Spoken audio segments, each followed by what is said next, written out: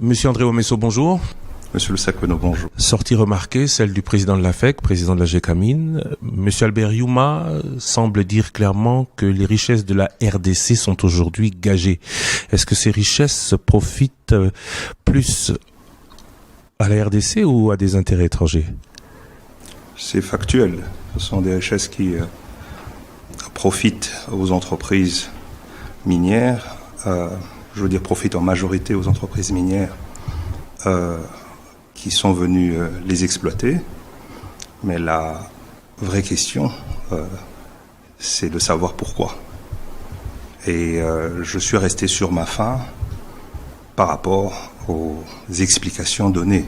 Mais il dit clairement que quand les entreprises sont venues, elles ne sont pas venues avec des capitaux, elles sont venues récupérer du potentiel de la RDC pour aller obtenir des prêts à l'étranger.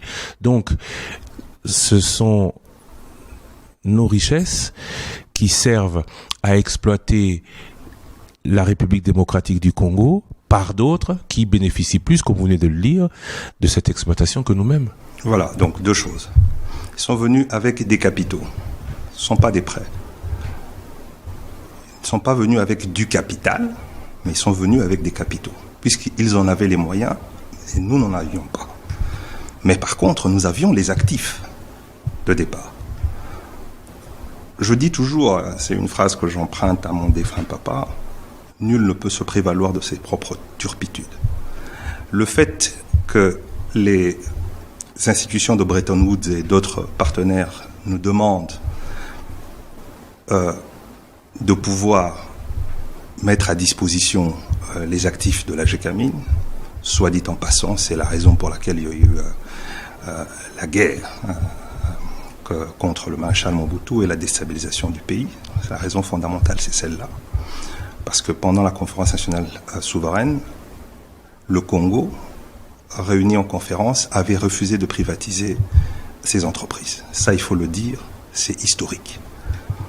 Mais quand nous étions obligés de le faire, puisque poussés par les puissances plus fortes que nous, nous avions la latitude de pouvoir faire les choses autrement. Comment ? Je m'explique. Puisqu'on n'avait pas l'argent. On n'avait pas l'argent, mais on avait les actifs. Si on avait joué la carte de la transparence, c'est-à-dire valoriser ces actifs, les certifier, avec leur valeur, dire pas eux contre nous, mais nous ensemble. C'est-à-dire que si, puisque la plupart de ces grandes entreprises sont cotées en bourse, nous aurions pu proposer ce qu'on appelle l'échange d'actifs contre actions. C'est une pratique courante des marchés.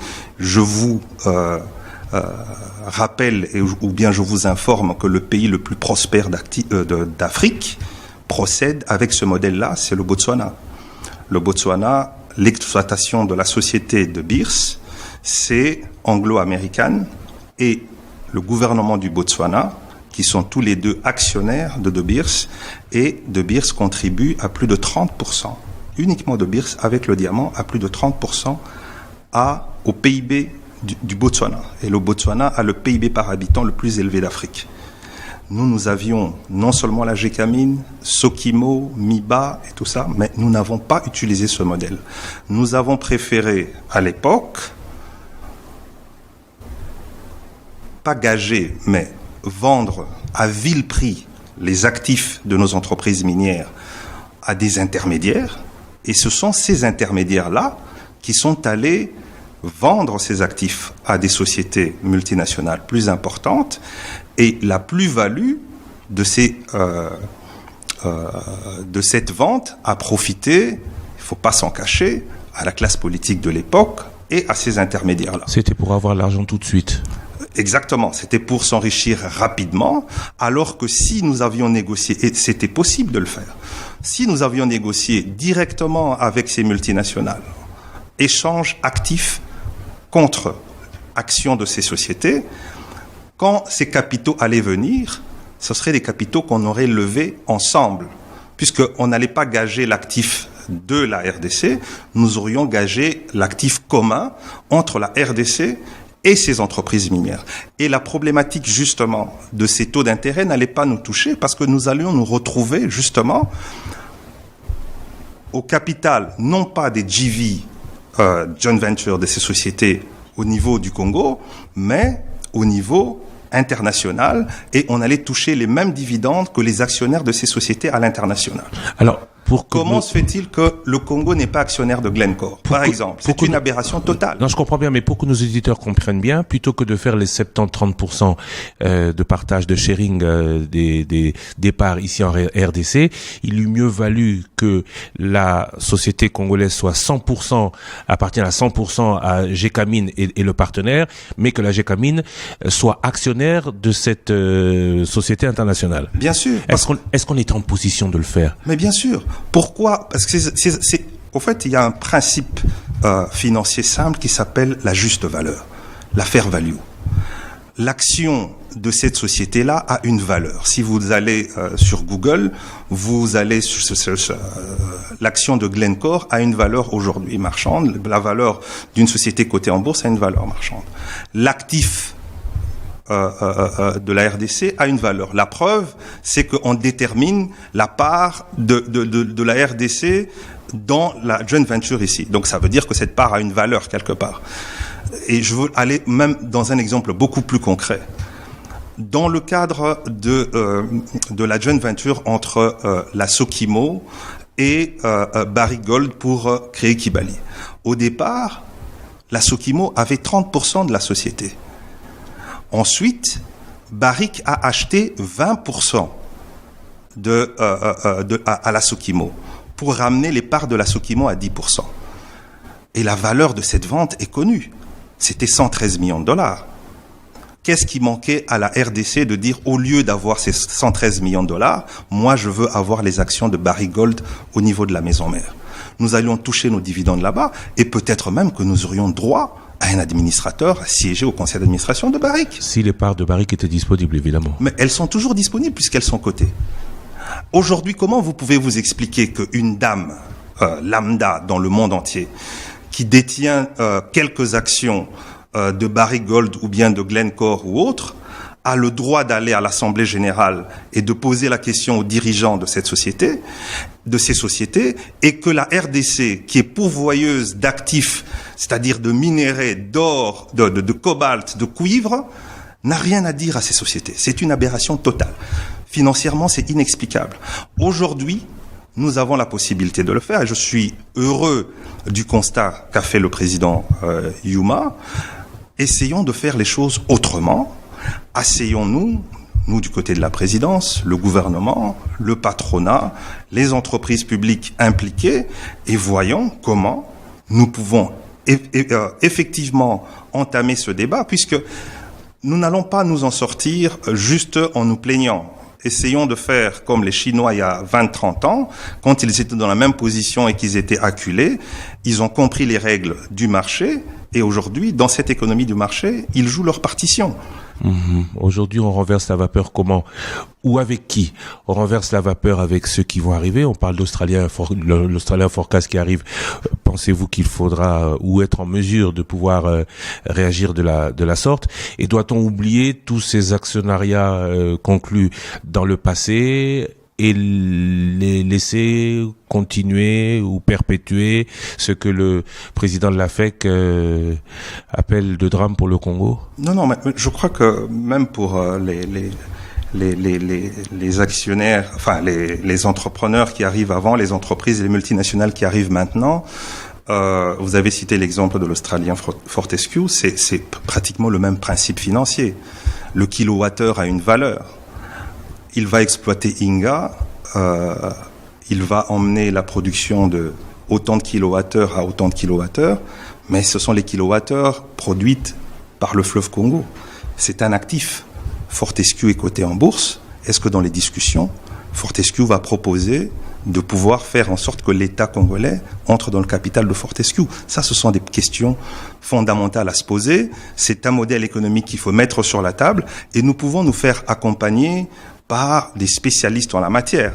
On a commencé des discussions, on a même conclu un accord avec une firme comme McKinsey, on est en discussion avec Goldman Sachs, mais bon sang, c'est leur métier.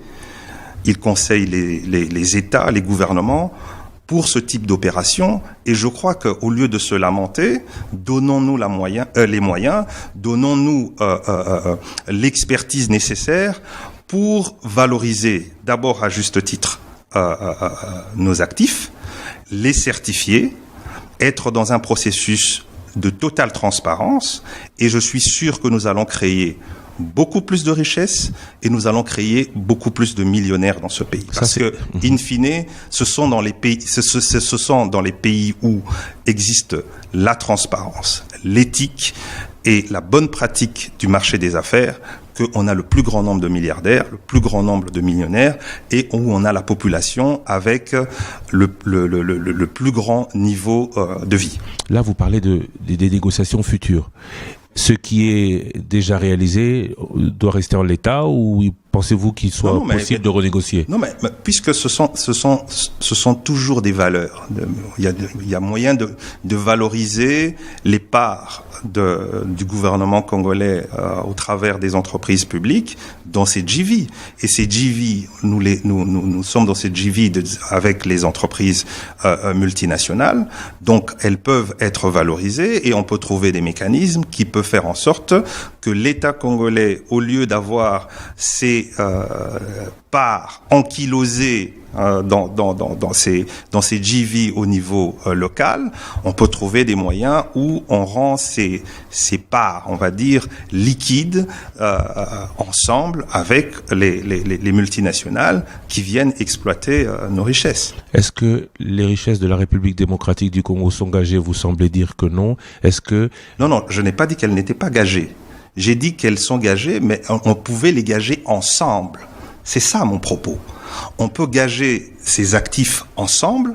Or, malheureusement, avec le montage financier, la structuration financière qui a été acceptée par le régime précédent, ce sont les multinationales qui les gagent seules à notre place et qui nous font subir justement la levée de capitaux qui leur bénéficient avec des taux prohibitifs parce que ils tiennent compte justement de ce qu'on appelle le risque pays du Congo et ils ajoutent une marge pour tenir compte de ce risque dans le prêt qu'ils font à la JV locale.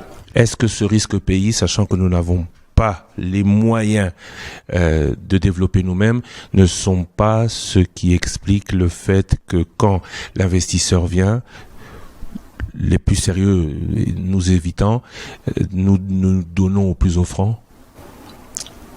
Non, justement, ce risque pays-là est en grande partie dû à notre propre faute. Quand on parle de corruption, ce sont les Congolais qui acceptent de se faire corrompre. Et je peux même dire que dans les pratiques de certaines multinationales, puisqu'elles sont cotées en bourse, puisqu'elles sont scrutées, suivies, elles ne peuvent pas s'adonner à ces pratiques. Elles préfèrent justement sous-traiter ce type de négociation avec des pays comme le Congo, il faut le déplorer, à des intermédiaires. Et ce sont ces intermédiaires-là qui n'ont pas de scrupules, qui viennent et qui achètent ces actifs par des moyens totalement obscurs et qui vont justement le revendre proprement à leur juste valeur à ces sociétés multinationales. C'est ces pratiques-là justement qui nous ont handicapés et qui ont fait en sorte que nos actifs ont été bradés, mais ont été bradés pour la population en général, mais que ça a profité à certains individus. Tant qu'il y aura de la corruption du fait des Congolais, ces pratiques continueront. Justement, et c'est pour cela que quand le président parle de la lutte contre la corruption qui est une véritable gangrène qu'il faut éradiquer, il faut aussi le comprendre dans ce sens-là, puisqu'il est bien conscient de ces sujets avec lesquels j'ai eu la chance de discuter avec lui depuis plus de 10 ans maintenant. Ceux qui ont conclu ces contrats hier, devraient-ils en répondre devant la justice ? Oh, mais s'il y a des faits avérés de dol au détriment de la nation congolaise, certainement. Mais ça, c'est pas mon travail, c'est le travail de la justice. Mais ce que je vous dis là est parfaitement vérifié, qu'il y a eu des actifs qui ont été vendus à quelques millions de dollars et qui ont été revendus 2 jours ou 1 semaine ou 1 mois après à des centaines de millions de dollars. Donc voilà, ça c'est factuel, c'est la vérité. Monsieur André Ouamesso, je rappelle que vous êtes le directeur de cabinet adjoint du président de la République. Je vous remercie. Merci, monsieur le Sakweno.